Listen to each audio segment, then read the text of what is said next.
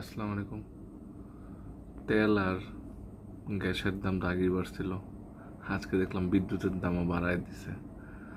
তো এটা অমানবিক, কারণ সাধারণ মানুষের আয় কিন্তু বাড়ে নাই, তাদের আয় কিন্তু ওই 8-10 হাজার, 15 হাজার, 20 হাজারের মধ্যেই আটকে আছে।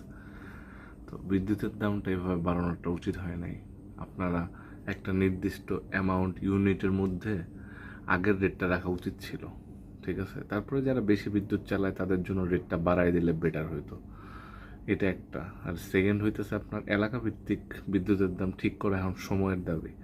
যারা গুলশান বনানীতে থাকে তাদের ইনকাম, আর যারা একটু নিচু এরিয়াতে থাকে, যাদের ইনকাম কম, জেলা ভিত্তিকভাবে থাকে, সেই সব জায়গায় বিদ্যুতের দামটা কম রাখা উচিত, ঠিক আছে, ইউনিট ভেদে। তো এটা অমানবিক।